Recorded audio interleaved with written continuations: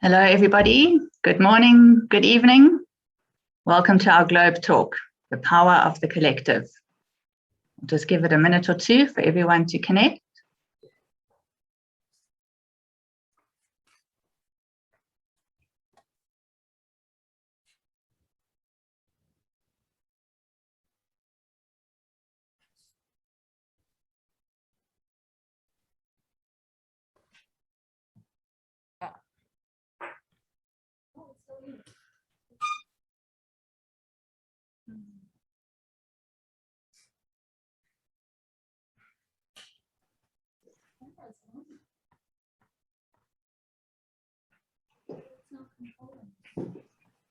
Right.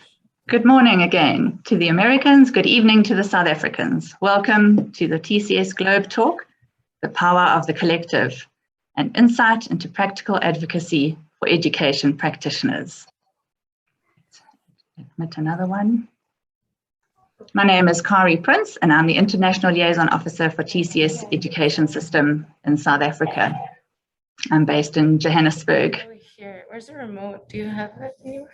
First and foremost, I'd like to thank very much our guest speakers tonight, our panelists who are our esteemed guests this evening. We thank you for accepting the invitation to be part of this, to share your story with us. You'll be introduced more formally later, but I just wanted to thank you at the outset.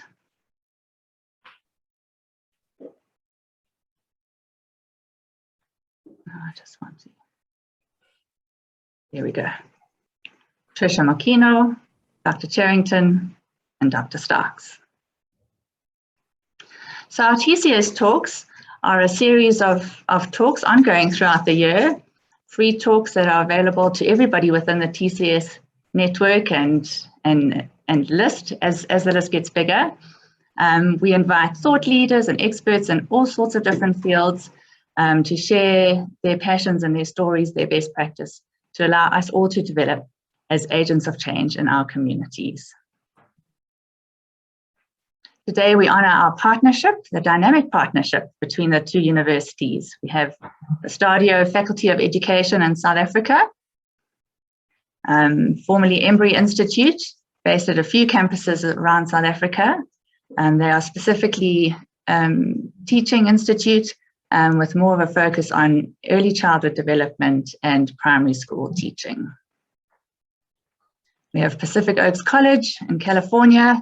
They really have made a mark on childhood or early childhood development, especially in the USA, and very well established in Californian communities.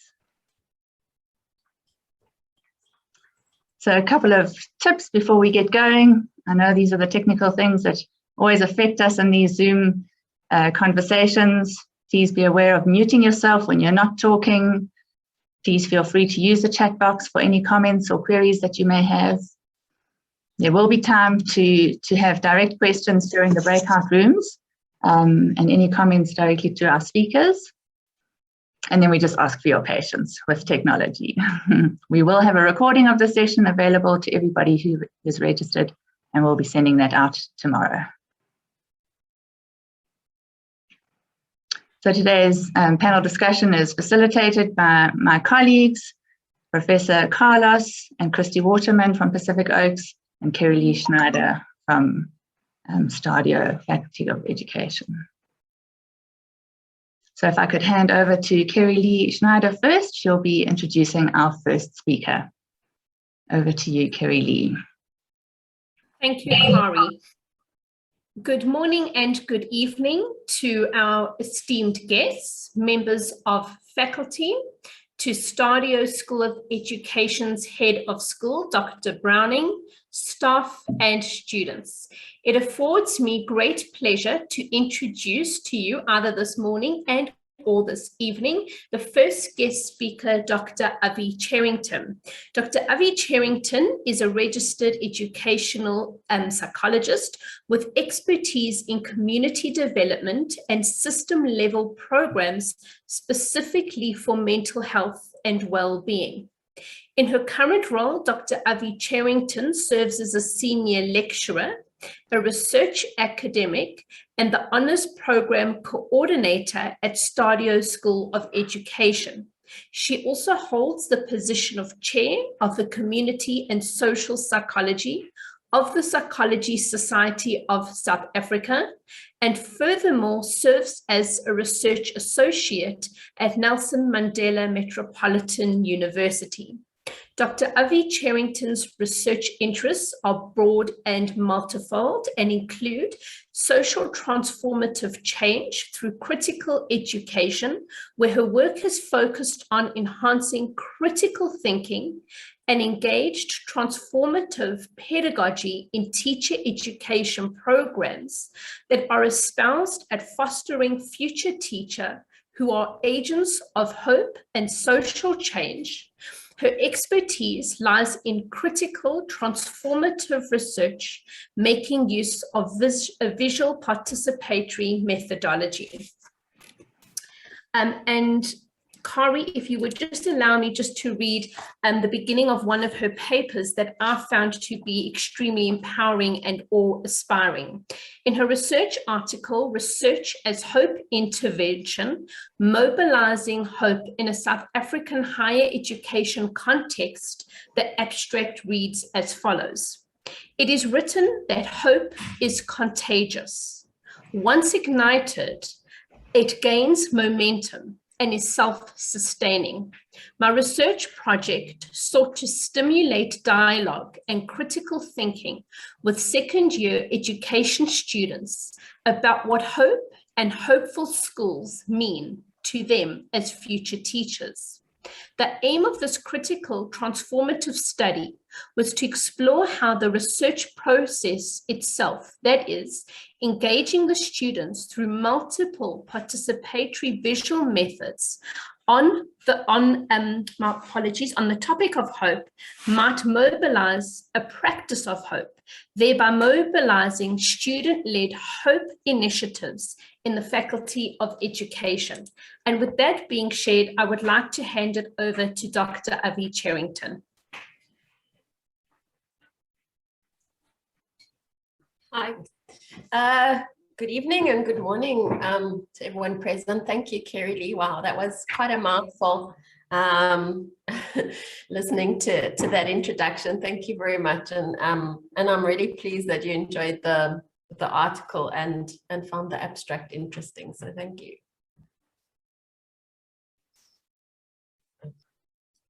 Do I need to present anything or say anything? Was that just a hello?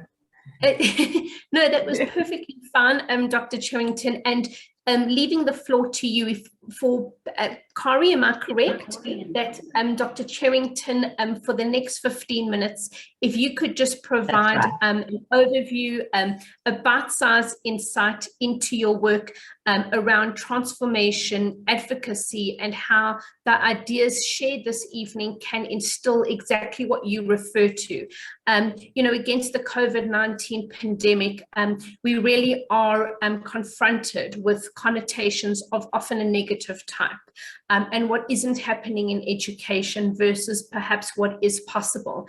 And so I think with the title of this evening's talk on the power of the collective, insight into practical advocacy for education participants, what you could share with us the lessons from your work that allow us to think more hopefully and to be more hopeful about our role in being advocates of positive change in education.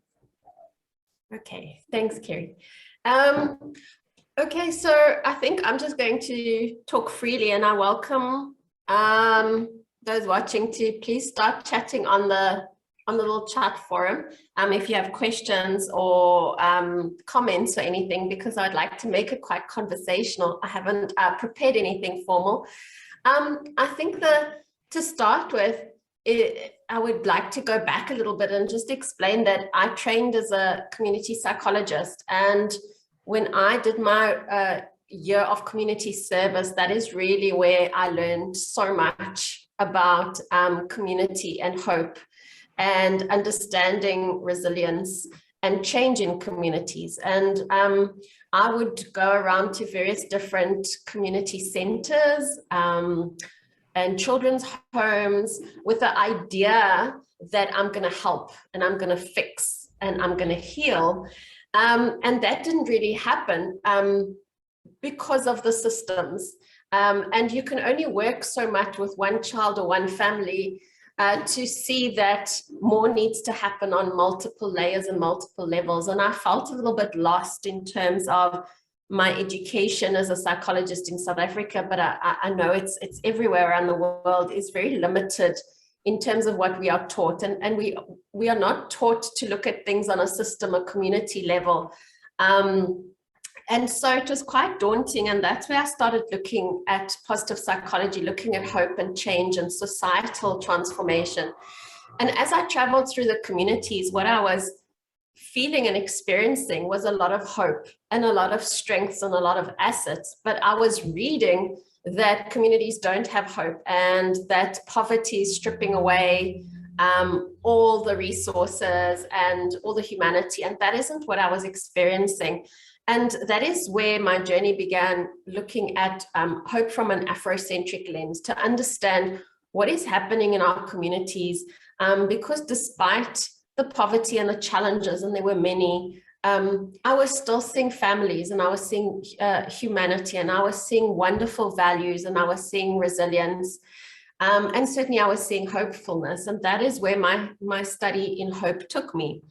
And after finishing my PhD, I started looking at agents of change, because there was only so much that I could do as one person going into various communities. And in working with communities, I realized that there was a lot of adults and leaders within each community that influenced children a lot more than they were getting at home, because a lot of these children were not having stable families. They might not have been adults in the household. They might have gone to be migrant laborers. And so I thought that the best thing was to look at these community leaders. And of course, teachers came out tops. The children and the grandparents spent the most time with teachers. And so to me, that was the most effective way to bring change and meaningful change into communities. And my focus at that stage was still looking at children and families. And then the more I worked with teachers, the more I realized how much they needed to first internalize hope and resilience and strength, because they went into teacher education being so passionate about the change they wanted to make and being so passionate about the teaching as a profession. And yet somehow years going into schooling systems and meeting all these barriers and challenges, they started becoming despondent and negative and felt helpless. And so I realized that in order for me to build social transformation at community, I first needed to look at the schooling system. And so I moved across into the Faculty of Education in higher education to start delving into curriculum development and wellness programs for student teachers. And that is where you picked up the article. What I did was a 3-year program where I started with the first year student teachers, and they volunteered to be part of my research. And the research project was really just exploring hope and hopefulness in education. And we started with just conversations on a monthly basis, just asking what makes you hopeful, what makes teachers hopeful teachers, how is education linked to hope? And in those conversations, we started seeing a change and an agency coming into these students, whereby they started to realize that they are agents of change, in fact, and that being agents of change is not about power. It's not about resources. It was really about motivation and inspiration. And they started forming at the end of the first year. They formed a little committee called the Hopeful Vision Gang. We went on a little retreat, and they decided they are going to start doing hope-focused activities at the faculty. And that's what they did. So on the second year as teacher educators, they started putting little hope messages. So around exam time, they would have a big poster with different hope messages that'll Post-it notes. I hope everyone knows what that is. And students could walk past and write a hopeful message. We had a hope tree. Towards the end of the year, we also had a hope photo competition where students were encouraged to send in pictures or images that they took on their cell phone about what makes them hopeful. And then we did an exhibition, and we asked other students walking past to kind of look, this is the photo exhibition all about hope in education. What do you think? And in these 2 years of the student teachers really focusing on what makes us hopeful as teachers and what can be hopeful in education and in schools, we saw this real shift of agency, shift of feeling we can make a difference, and just inspiring one another and talking about things. And so I really believe in my work that I've seen that talking about hope and talking about strengths and positive things like values and looking at what is good about school and how do we get schools to be hopeful, rather than focusing on what is a good school, or how do we get pass rates up, how do we get better results. Those are very focused on achievement, and from an Afrocentric perspective, and I'm guessing that in the US this would work as well. We're too focused on assessments and achievements, and that strips away people's sense of mastery and agency. Whereas when we start talking about what would a hopeful school look like, what would a hopeful teacher be like, how might we produce more hopeful learners? When we start talking about that, we start to see a trajectory of positive change, both in the individuals, in the relationship between the learners and the teachers, or the students and the lecturers.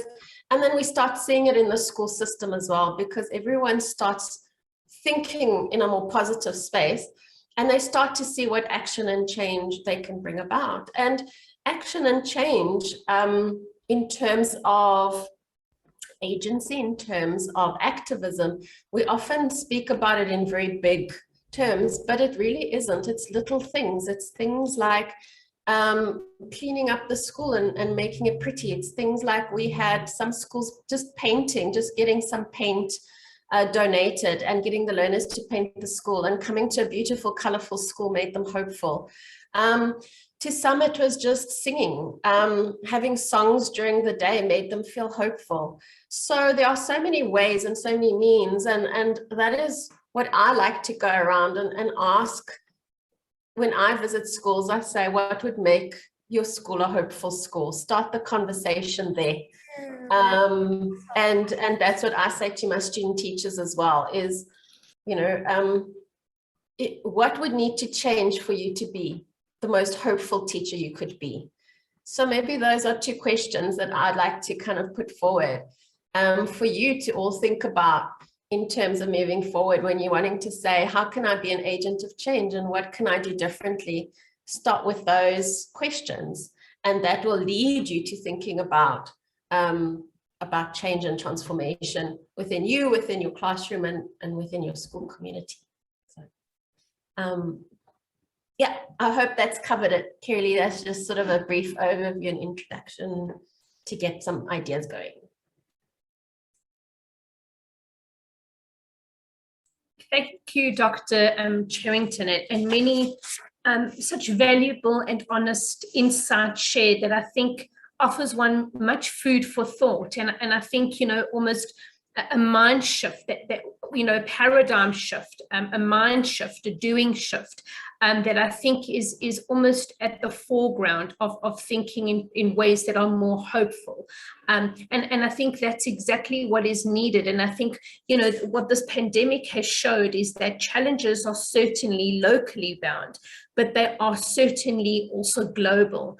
And though we might consider ourselves in some ways to be more distant than ever, we actually connected in more ways because this pandemic has crossed all borders. And as the word you mentioned has really kind of espoused and exposed in very explicit ways our vulnerabilities. you know, and the core strength of what it means to carry humility. And so the ideas that you have shared are really kind of palpable. And it really kind of lends itself to thinking about what does it mean to come together? What is the power of the collective? And something that really resonated with me is when we think of change, we often think about it at a macro level. Well, you know, I can't gain momentum to shift a movement. You know, what can I do? Because I don't seem to have, as the words you used and articulated, the power and control to make that kind of shift. And I think if we look at it, that the classroom in the school remains a microcosm of the macro society. And that's such a powerful place in which change can become a trending action. And so things, for example, that you mentioned is that humility and hopefulness are often complementary. And to be hopeful, you have to carry a sense of humanity. And I think we've had conversations of this kind in the past in terms of what does it mean to humanize the curriculum? What does it mean to humanize teaching and learning? And have we really lost those fundamental principles, or are we still articulating them in very varied ways, depending on the context in which we find ourselves? And Dr. Cherrington, I found it really astute that you've kind of positioned teachers and prospective teachers and in-service teachers as being almost, you know, as we have a STADIO School of Education, hashtag advocates of change. And it's about not bringing just change, but bringing meaningful change into communities. And I think it's both in order to action change, you have to espouse hopefulness, because it's very difficult to kind of action change if you don't internalize what does it mean to be empowered? What does it mean to be inspired? What does it mean to be an advocate?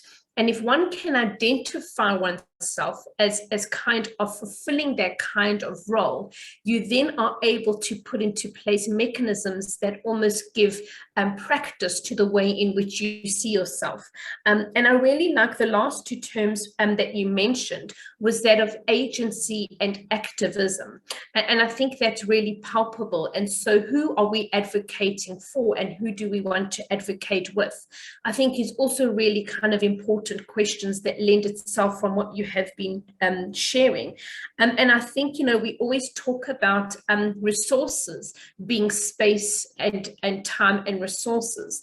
And I think if we can almost, you know, have a mind shift and consider the spaces that we occupy in teaching and learning. You know, and I often say to students, when you walk into a classroom, you make a choice, intentionally or otherwise, to kind of empower or disempower through the verbal instructions you choose to have and through the actions you choose to model. And so thinking about spaces as being hopeful spaces really resonated with me. And then I'd like to leave off your discussion with really reiterating that question. And based on what you have shared so eloquently, the question remains, what do you need to do both to be and to become a hopeful teacher? And with that being said, Kari, I hand it over to Professor Carlos. Thank you, Carrie Lee. And for the sake and purposes of this talk, I believe it's Christy is going to be introducing her next our next speaker. We chose to go in alphabetical order, but thank you, Carrie Lee. If I'm wrong, please correct me. No, that's correct. Thank you so much. Sure thing. Hello, everyone. I am honored to introduce to you today Trisha Mokino. She is a member of the Kuchiti, Kiwa, and Oke-Owa-G tribal nations, and she's a wife, a mama, an auntie, a niece, a daughter, and holds a BA from Stanford University in American Studies and an MA from the University of New Mexico in bilingual elementary education. And she is a co-founder, the educational director, the elementary Keres speaking guide at the Keres Children's Learning Center, which is an indigenous language immersion Montessori school located in Pueblo, New Mexico. Her Montessori teaching credentials include AMS for Elementary 1 and AMI for Primary Early Childhood. She and her KCLC, which is short for Keres Learning Center, colleagues launched the Indigenous Montessori Institute in 2018, which is an Indigenous-led anti-racist teacher training program. So I am honored to turn the floor over to you, Trisha, to kind of share your journey in grassroots efforts towards advocacy. Thank you so much. Can you all hear me okay? Okay, good. I'm calling you from my traditional homelands. I'm fortunate to be a part of a tribe that was not displaced from their homelands in settler colonial New Mexico. And it is between Albuquerque and Santa Fe, and so the name of our tribe is called Cochiti Pueblo. So I would like to introduce you all to myself, the way that we traditionally introduce ourselves in our language of Keres.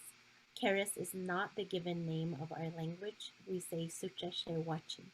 Keres was a given name by linguists who studied all indigenous languages and gave them names. If you look up the word Keres, it's a Greek word. So kuetsi se hopa when you must wait it on tampovi essa hapanyhano shosita akim si asik neshamani kupesta ke awyani Christi. Sorry, Trisha, if I may interject, I'm battling to hear. I don't know if it's the same for some of the others. Can I just ask you to maybe sit a little bit closer to your microphone? Sorry about that. That's okay. How about right now? There we go. Thank you. That helps. Is that better? Okay. Thank you. Sorry about that. So I was. No, we're interested to hear about your language. Thank you. Okay. I was introducing myself to you in my language. I am of the Oak clan, and I shared my Keres names with you. My father is from a different pueblo north of Santa Fe, and they speak the language of Tewa. I am calling from my ancestral homelands of my grandmother. I also grew up here in Cochiti Pueblo. 15 minutes away is another Keres-speaking pueblo. There are 7 Keres-speaking pueblos. When the Spanish arrived in the 1500s, they saw our people living in villages, hence the word pueblos, and then the name stuck. But we all have our names that we call our tribes.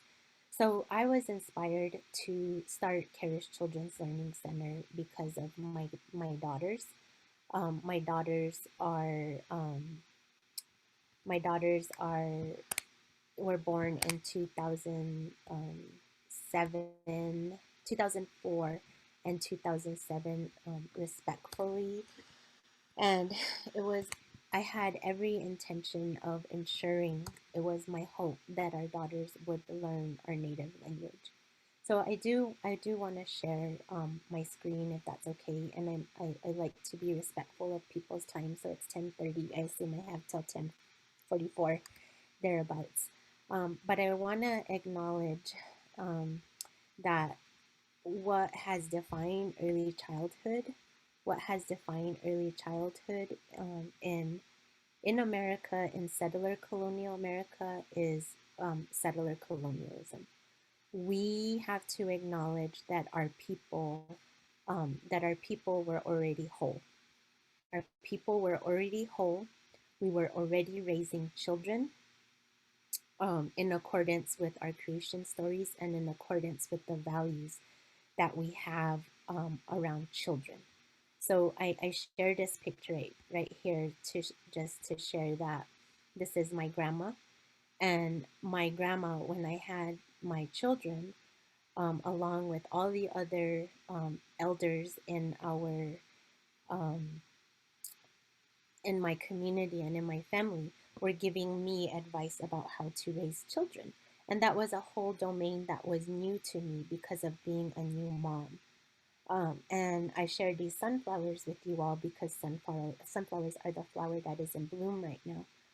But just we have to remember that settler colonialism is very much shapes the way we think about everything.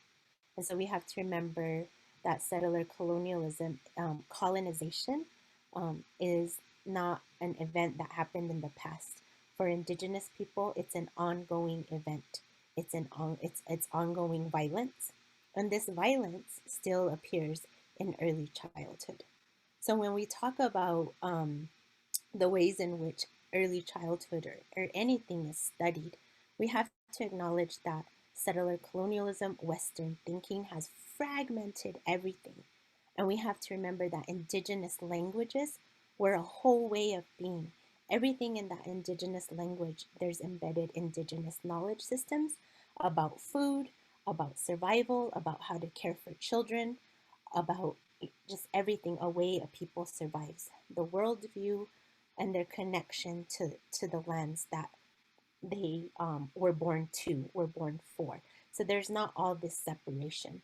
So when we talk about love, when we talk about parenting, when we talk about hope, when we talk about the inspiration that children bring us, we have to remember that every single tribe in the world and those that still exist today already had a way of seeing their children, of seeing parenting. And so when we talk about, going into a community, that is a mindset of being, we have to remember where education comes from.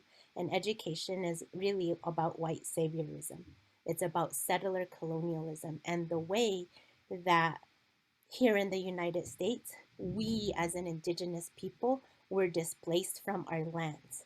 So we cannot forget the ways in which settler colonialism shapes early childhood. And that is with Head Start. And Head Start is a very deficit model. It's a very savioristic model, meaning that we're going to go save the Indians. We're going to go educate them without acknowledging how did we become impoverished? How did we become food insecure? How did our parenting methods get disrupted? That happened because of colonization and the ongoing event of settler colonialism. That happened. We didn't just arrive at being like that. So early childhood in our communities was disrupted intentionally, and that started more actively with boarding schools. So I just shared this quote from Eve Tuck and Wayne Yang around settler colonialism and decolonization. And I just think one of the things that is really important to remember is that in order for settlers, so in any colonized nation that you go to, whether it's United States or South Africa, in order for settlers to make a place their home, they must destroy and disappear the Indigenous peoples that live there. Indigenous peoples are those who have creation stories, not colonization stories, about how they came to be in a particular place. So in opening Keres Children's Learning Center, there was nothing more that I knew I wanted for my own girls, and the loss that I felt at not speaking my own language of Keres growing up. That was not my first language. And there are many reasons for that. But one of the recent articles that I got invited by Dr. Mariana Soto Manning, she is now the head of the Erickson Institute in Chicago. She formerly was an early childhood professor at Columbia Teachers College. But this paper will be coming out about early childhood, according to us and our experience here at Keres Children's Learning Center. But because there was no early childhood setting to send my daughter to that would continue her first language of Keres, that was what spurred me to want to start Keres Children's Learning Center. We opened it in and with the blessing of our tribal council. So still operating off of our traditional governance system and not acting from a place of individualism, but acting from a place of collectivity and the way I know my people to be. That we have our big leader, our big chief, who then appoints people. We are still a theocracy. We're not a democracy, meaning that people are appointed to be in service to their community. And so we asked for permission first, and then once we got the blessing of our tribe, it was really hard for them to understand, well, what's Montessori and how is that going to be in service to our language revitalization efforts? So that took a long time, but we're grateful to now be going into our 10th year of being and celebrating being a Keres language immersion school here in Cochiti Pueblo. Our village is about 800 people. There are other Keres speaking villages that are bigger than us, but our primary classroom, which in the Montessori method is a 3 to 6 age classroom, is all in Keres immersion. And then our elementary classroom is a dual language classroom, meaning 50% of the instruction is given in Keres and 50% in English. We did recognize that teacher training centers are deeply rooted in white supremacy. And when I say white supremacy, that the white supremacy culture, that every single indigenous person, every single person of color, depending on their own lived experience, at some point have had to position ourselves to whiteness in order to succeed, right? So there are certain things that Christy and I have had to do as indigenous women in order that our parents had to do. And one of them is obviously to put us in school so that we could succeed in what my grandpa would say, the white man's way. But part of what my grandpa would always say, to learn that way is to learn that way so you can protect our way. Our way was already a whole way of being. We are living in accordance to our own creation stories, in accordance to what our own purpose is, not just living for school readiness. This idea of early childhood being so grounded in school readiness is so disconnected about who we are as a people. Who we are as a people has always been to live in community and in service to one another versus just take care of the individual. It has also been to live in balance with the land, and whatever we take from the land, how are we giving it back? And those kind of teachings are not centered in early childhood settings, in school settings. And so when you have your language as a part of the school setting, automatically those values get in there, what we value, what we feel is important to teach our children. It doesn't mean that our children are not going to learn how to read and write in English. They are. We're not worried about them learning English. They already know it. We're worried about our language. Our own language is not written, so the language that they do learn to read and write is English. We did start the Indigenous Montessori Institute, which is a recognition that the way teacher education programs, inclusive of Montessori teacher training centers, are deeply rooted in whiteness and perpetuate a racist framework in early childhood education because it's still in service to white supremacy culture. And white supremacy culture is what holds up racism in the systems that exist in America. And when you look at the outcomes of, in particularly Black and Indigenous children, but especially Indigenous children, we only half of our children are graduating from high school. So if early childhood, as it exists in most tribes, it's through Head Start and has been in existence since the 60s, why such horrible outcomes? And even if children do make it to high school, you want to look at another systemic outcome, and that is Black and Indigenous mothers have the highest rates of premature births. And so if we have the highest rates of premature births, that's a really hard start in life around early childhood. And so I just want to go back to that idea of wholeness. It is wonderful to have culturally relevant and culturally sustaining pedagogy. Culturally sustaining pedagogy is a term that Dr. Django Paris and H. Sami Alim coined, and say a loving critique that they did in partnership with Gloria Ladson Billings. And we need those kind of settings. That's what the setting here is here at Keres Children's Learning Center. but we also have to have that acknowledgement of truth. While we need to have love and hope, we have to have truth. We can't even get to reconciliation until people reckon with truth.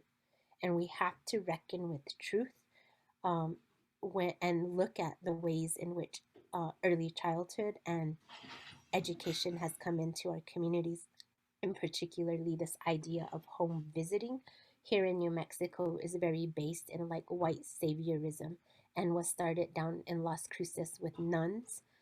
So there really needs to be a constant interrogation of the dominant narrative of early childhood as it exists in America. I can't speak for other countries, but I know that the history of colonization throughout the world very much looks the same. Settler colonialism has to be acknowledged and all the time, period. That's why you see lots of people doing land acknowledgements, but land acknowledgements aren't enough. It has to be tied to an action. So in any of these nation states that we have, this was my people's land. This is our people's land. This is our children's land.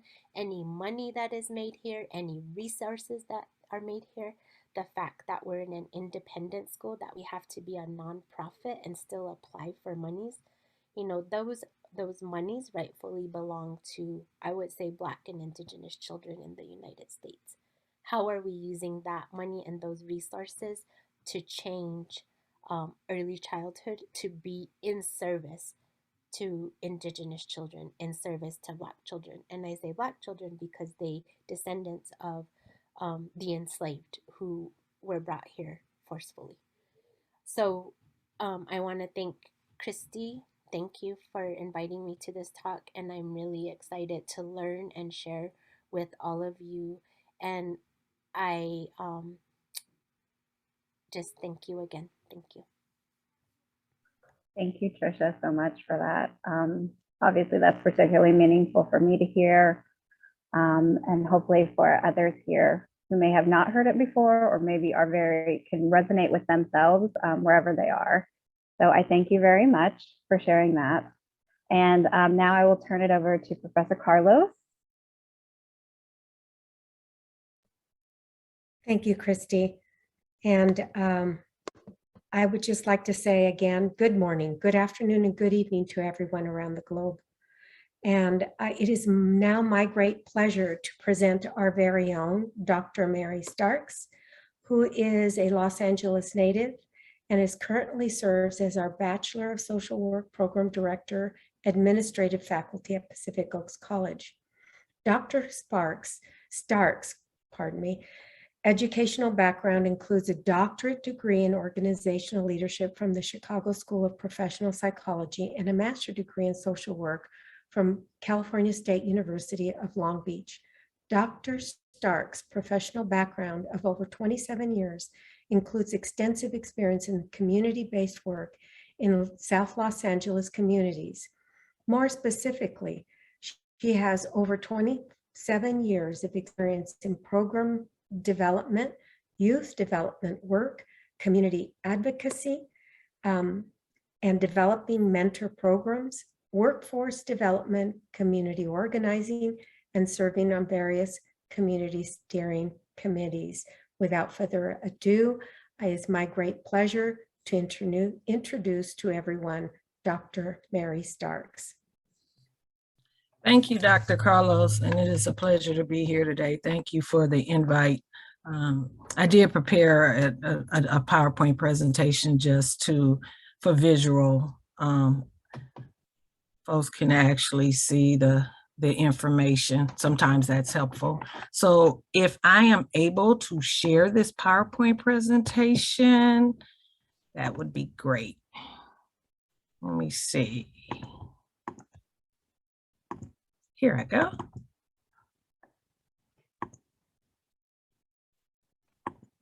Can everybody see that? Perfect, thanks. All right. So today I'm just going to cover reimagining advocacy for equity and inclusion and the grassroots efforts of advocacy for children, families, and the community. So when I think about this and truly covering this topic, it's really addressing the elephant in the room. And that is the racism that are impacting systems for people of color. To move forward, we have to look at that. And a couple of areas I'm going to cover are advocacy and systems impacted by racism. The 3 Ps in SOS, and I'll get into that as I go into the presentation. Education, educating, mobilizing, organizing for impact, and practical activism and advocacy. So how I got into community work, I tell people they chose me, I didn't choose it. And every time I try and get, tried to get out of it, there was always some young person reaching out, or a family member reaching out, or a community member reaching out. The communities that I've worked in are described as high crime, high poverty, marginalized communities, but most importantly, communities built with hope. I was actually I was born in hospital, but raised in the community of Watts. And the community of Watts was at one point known as one of the developments that I grew up in. Some people call it projects. High crime, poverty, gang violence, and so on. And these are the communities that the young people, the children we see come into our school systems are coming from, and who we are expecting to walk into the classroom, with perfect behavior. I apologize for that. With perfect behavior, not perfect behavior, but is in compliance with school rules after probably just experiencing a shooting, a relative incarcerated, gang involvement, and the list goes on. And some of these characteristics, if not in communities like Watts, is also seen in other communities that are impacted by bullying, trauma. Trauma is everywhere. But when we talk about the Black and Brown communities and the advocacy work there, and how it connects with the same children who we see in the classrooms is concerning. And the work that we've done in, the targeted groups of individuals that we've worked with are high-risk youth, system-involved youth, and opportunity youth. Heard a lot about hope from our previous presenters. And I was just sitting here like, yes, yes, yes, yes, exactly. Because although I describe that community, still just when I think about these young people who are coming from these communities, high risk, system-involved youth, and opportunity youth.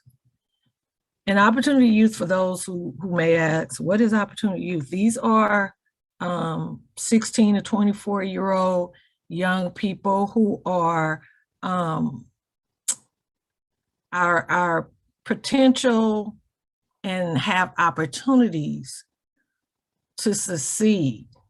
Instead of calling them disadvantaged youth, we use the word opportunity youth because it's opportunities for hope in a future that is well-deserved. And so these are the young people that we've worked with. Some of the work around advocacy that we've done here is the dismantle and disruptive school and prison pipeline, dismantling of school disciplinary policies that impact students of color, dismantling barriers to education, employment, and healthy communities. And I added these pictures here, and I want to go back to what does that look like. Some of our young people who we are, the group of young people who we are actually advocating for and experience these different barriers. Now, I have a picture here, the school to pipeline. And every time I look at this picture, it reminds me of the young people that we are advocating for every day. Every day, we're trying to impact policy. changes in, again, the disciplinary policies that are in the school systems. And how do we work with these young people? Providing the positive youth development approach and training for not only youth workers, but because a lot of the work that we do, we are tied to community-based youth programs. And what we have done is connect the community-based programs with the educational institutions in order to provide that wraparound services for our young people. The challenges in doing that and how we've been able to approach this collaboration is a lot of mobilizing and organizing. And of course, community-driven support. Let me go to the next one.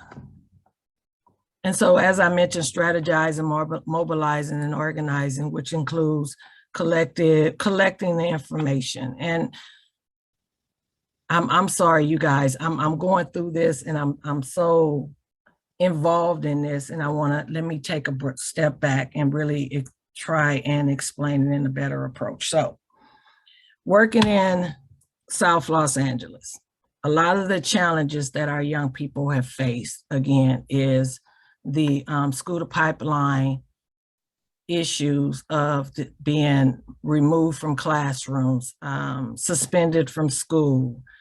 Our young people have faced challenges with even bullying. Our young people have faced challenges with poverty in their community as far as food insecurities,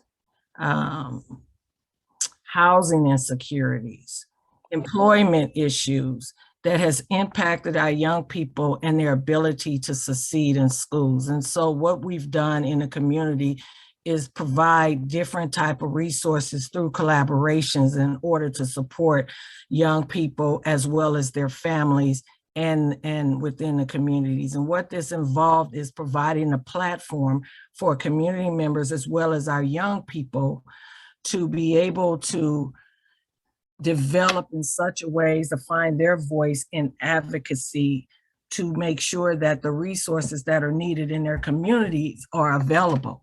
And that included sitting with legislators, that included advocacy at the level of calling our congressmen, calling our senators and saying, hey, these are the needs, getting our community out, mobilizing our community and organizing our community to get out to make sure they're voting, but also educating our communities on the issue and making sure they are aware of this is what's happening in our community to get them more involved in wanting to impact change. The work that we've done in the community also included personal commitment. This work is not easy. And as an educator, we may ask, well, what does this look like in the classroom? And how can I help? But my focus is working with young people in the school setting. It goes back to collaboration. It goes back to understanding the issues that are impacting our young people. And also speaking up when we need to be speaking up in incidents where things have happened and we need to make sure that we are able to be that voice for those who don't have a voice. Negotiation is really important. Negotiating for change. So we've done a lot of negotiations and hey, these are our issues. This is what we like to see change in the community. And oftentimes there are pushback. And then now we're mobilizing again and organizing and bringing the community together, families and individuals that are impacted, because at the end of the day, our young people are impacted. And figuring out ways to, okay, these are where we start seeing the movements and the protests. And this is where we start seeing folks coming together and say, okay, so we sat down, we tried to negotiate, it didn't work. So now we're mobilizing. And now it comes down to the reconciliation. And that is what a lot of we saw in 2020, where we saw people mobilize and organize and protest.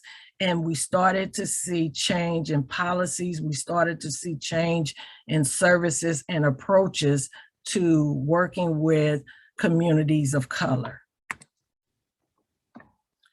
One of the other biggest things that we worked on and we did a lot of training around was implicit biases, because that is one of the biggest issues that are impacting our young people being removed from the classroom. We have this idea, and I'm going to read right here. Let me move this over. Recognize when stereotypes may drive our actions, reflect on our behavior, and understanding that our efforts influence our implicit biases. Sometimes we think, well, my gut feeling is this is what's happening with this young person, so this is what needs to take place. This is the intervention, versus really collecting the facts and then looking at, hey, checking ourselves, checking our own biases, and making sure that we're not inflicting our values onto our young people. And so with that, that's a lot of the training, a lot of our training has included implicit biases, again, checking ourselves at the door. It was mentioned about women of color and the high rise of death in women in the delivery room and our young, especially within our African-American communities. That is big due to a lot of what's happening with implicit biases, even just give me an example, seeking medical treatment as an example. And then I put a resource there that I would like to share with you guys later where you can get more information about, implicit biases. So our approach.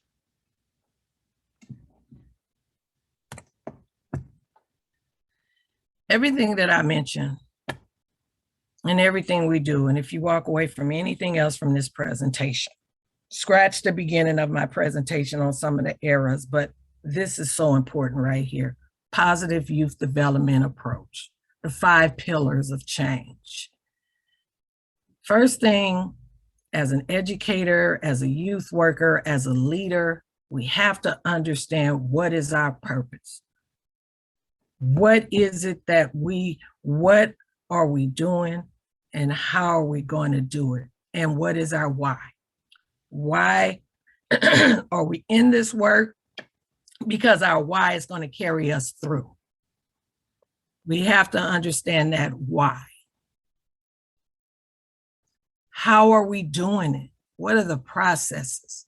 What are we really providing to our young people, to our communities? Because no matter what we do in the classroom, that young person has to go back into that family and sometimes dysfunctional families. That young person has to go back into that community. So how are we connecting the dots and going back to what I mentioned about collaboration? That's why collaboration is so important, because we can't work in silos anymore with the barriers that are impacting our young people. And so through our advocacy work, that collaboration piece is at the forefront of what we do. The next one is understanding the population. Sorry, Dr. Starks, sorry to interject. I'm just a bit worried about our time because we want to still have the breakout rooms. Can we carry on with this conversation with those students in your breakout room? Okay, can I close out just something real quick? Yes, yes. And if you can share the slides with the students, we can send those on. That would be wonderful. Okay. Thank you. I'm going to close this out with this and then I'm going to speak to the educators. Key practical activism and advocacy characteristics and what is really needed. Connection, opportunity, advocate, collaborate, hope, defying the lies, radical justice, equity, intentionality, equal SOS, and resilience. The reason I brought this up, and it's so important, is because this is what it looks like. I spelled out Ms. Dreyer. Ms. Dreyer exhibit all of those characteristics. And at the end of the day, when she passed away, as you can see the diversity of the group of people that showed up for her in her last couple of days of her life. showed up. This is what it looks like. The hope that she gave us, at the end, we gave that hope back to her. And so that is just so important. And so that's why if you look at the last line, it says Coach Dreyer, spelled out the first letters. I told you guys it's something I'm passionate about, but I really wanted to point that out because educators do make that difference in providing that hope. And it is supported by Sean Jenwright, who is a scholar within working from healing and hope for young people. So that is it. Thank you. Sorry about going over. I just got No problem. We appreciate your passion so much. Yeah. And we can really relate as South Africans. Yes. Professor Carlos? Thank you so much for just the ability to say a few last words. Thank you, Dr. Mary Starks. We can feel your passion. I just want to end it with two things. The Maasai people greet each other each day asking, how are the children? The desired response is, the children are doing well. In America, we must begin asking, when will all the children be well, especially Native American, Black, and Latino children? We have to remember that change begins with us. And another and last quote I leave you with is Bruce Perry. The more healthy relationships a child has, the more likely he or she will be able to recover from trauma and thrive. Relationships are the agents of change, and the most powerful therapy is human love. Thank you. Thank you. Thank you, Professor Carlos. There is such synergy between South African communities and American communities, and it's so wonderful to see these through these sessions. Thank you for sharing each of those messages.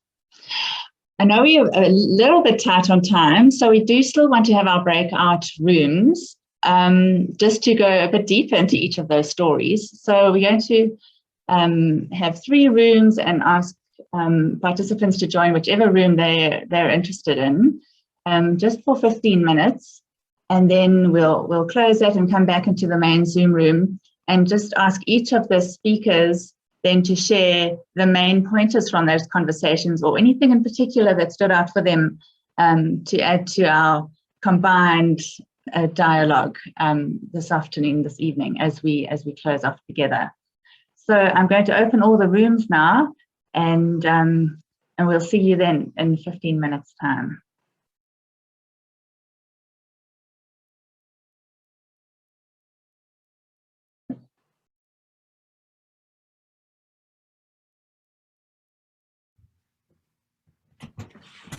Carrie, this is Trisha. Is the idea that each one of the speakers will be in a breakout room?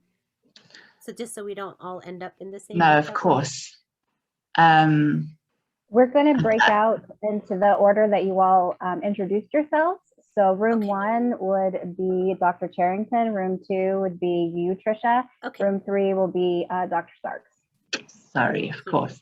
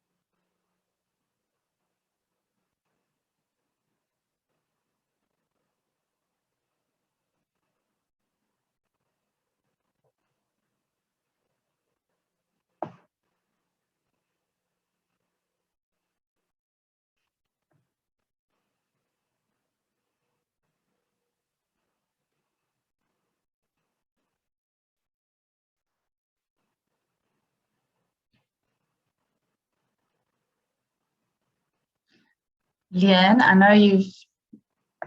know you've just joined. I don't know if you heard the part about everybody joining the breakout rooms for the next 12 or so minutes. You can choose which breakout you want to go to. They were in the order of the speakers. So room 1 is Dr. Cherrington, room 2 is Dr. Moquino, and room 3 is Dr. Starks.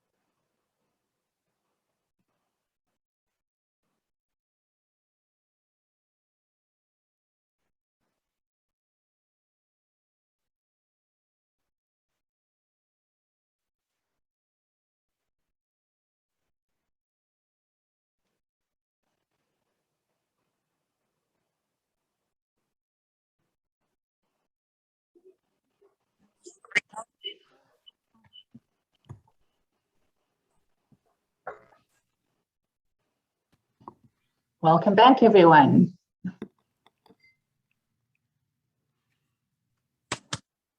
I'm sure you felt that really wasn't long enough because there's so much more to talk about. Thank you very much. Thank you to each of our speakers for being part of that. We've just got a couple of minutes left before we wrap up today's Globe Talk. And I just wondered if we could hear from each of those conversations, just any pointers that stood out for you that we could share with the greater group with regard to our message of the power of the collective. Dr. Cherrington, can we start with you?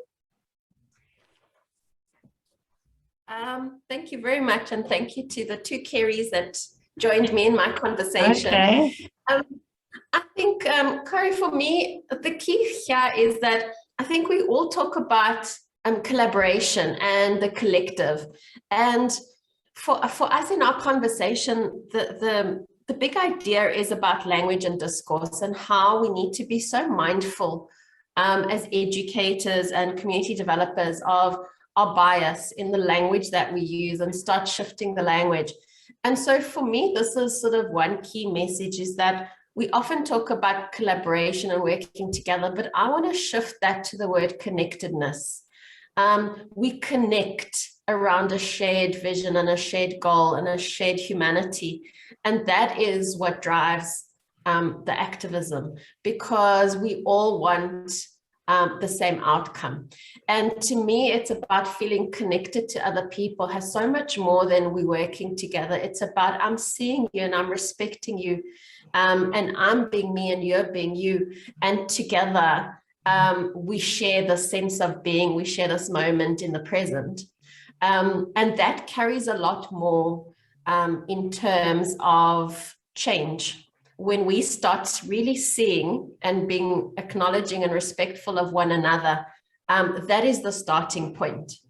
And that is really, really important, I think, in all the conversations and all the presentations that really stood out for me is that idea. Oh, absolutely. I find each of those messages hugely inspirational and wonderful, how we can really relate from across the world to each of those messages. I think it's been very powerful, each of those stories. Thank you. Does anyone else from that group want to share, or can we just roll on? Let's roll on about all three groups, and then we'll just open the floor. Trisha Mokino, I think. Can we call on you? Sure. I think I'd rather hear from somebody from. Oh, okay. I think I would rather hear from somebody from our group, but I think one thing I didn't get to say is our responsibility to recognize the anti-indigeneity that persists in early childhood frameworks, the dominant early childhood narrative, again, and acknowledging that settler colonialism, because it's so insidious. And, you know, this desire for hope and connectedness and community, tribes already had, and then it was intentionally disrupted. And then that's then what people then ironically want to go back to, when our people already had it and that was disrupted. And so there's kind of a privilege that comes with being able to talk about it when it was a very lived experience for people who had it, and then it was so intentionally disrupted. And so in early childhood, just remembering how that still perpetuates individualism, and that white supremacy characteristic of individualism. How are we building community? How are we centering community in our early childhood settings?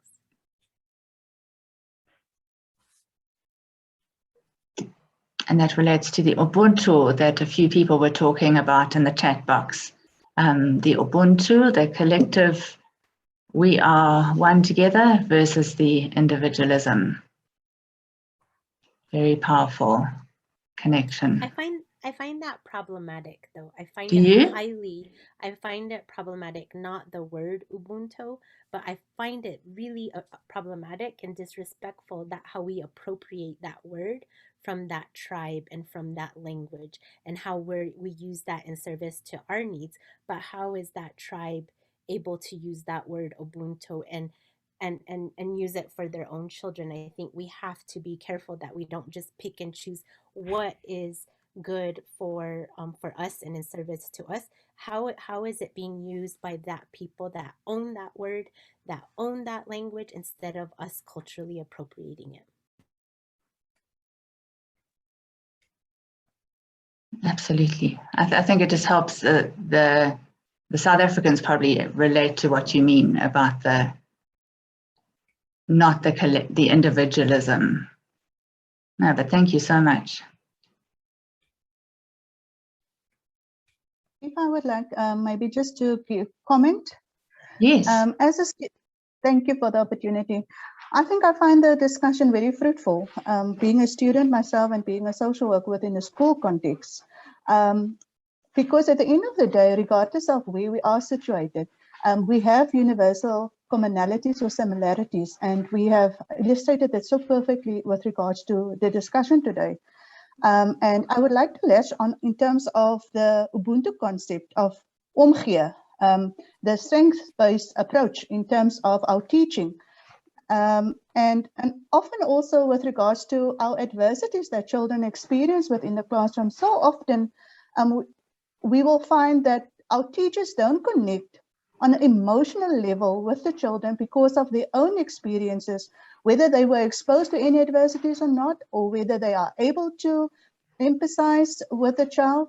But that human connection in terms of teaching is so important for the child just to feel belonged and safe within a school environment.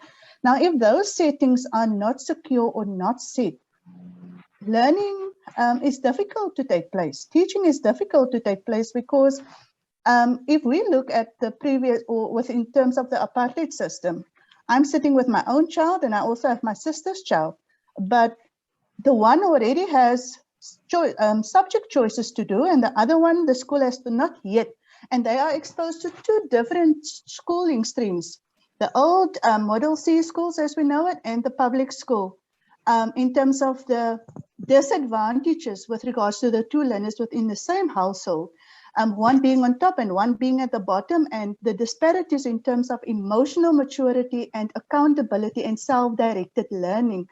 And you sometimes wonder, where is, for example, the future of our colored boys going to, if I can say, with regards to color, in terms of the apartheid, the legacy that we are experiencing? Because at the end of the day, as I think, is it now, where is the name now? Trisha said, in terms of colonialism, we need to acknowledge that that had an impact.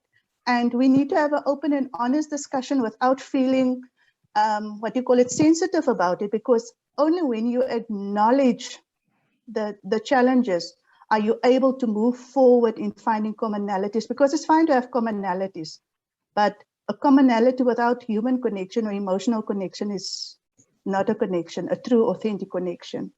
Thank you for my 1 cent. Thank you so much, Nicolette. I think that relates to the truth that some of us would, some people were alluding to earlier. Kari, may I say something? Please. Thank you. So one thing for certain is that change is the certain thing in the 21st century. And the thing that I think of the most is where we see movement and navigation between borders and cultures. And all of the experiences of the regional, national, global trends of trauma and the assaulting of the deepest values of family, society, and civilization. But as educators, you are the lamps that can light the way to find meaning and importance of family, of neighborhood, of community, the importance of learning, and the dignity of cultural identity. And today we've partaken in an opportunity to see the complexity of the paradigm that we see and the paradigm shift that we need to have to begin to take. But as educators, it's important for us not just to address cognitive learning, but the spirit of humans to create the change that we want to see in the world. And then I leave you with the words of Plato. If we're to have hope for the future, it is that those who have lanterns who are lit to pass them on to others. You all here today have been charged to pass those lanterns on to others. Use your lamps to light the lamps of those that you are come in contact with each and every day. And that's all I have to say. Mm-hmm. Thank you so much, Yolanda. Dr. Starks? So what I wanted to add is just remember, to change the attitudes, to change the beliefs, the attitudes, which eventually change the behaviors in our young people, for our young people to thrive. But to do that also, we have to bring the family back, the parents back into the school, that caring individual back into the school. It is a collective effort. We can't take this on individually. By the time our young people are at school, by the time they get to school and again have dealt with all of the barriers that have impacted not only them, but their families, it is a big challenge and a big issue that we have to look at. And as educators, it's okay oftentimes to, and I'm not saying this directing this to anybody, but put our egos aside. We don't know it all, especially when it comes to that side of what can we do to make sure that that young person is safe. A child cannot succeed if they're hungry sitting in the classroom. There's no way. If their lights are off, the pandemic has demonstrated that. And so it is, and what I'm noticing is that the schools are pushing back and pushing out community-based organizations when they should be welcoming them back in as that support system. And that is so important. Thank you.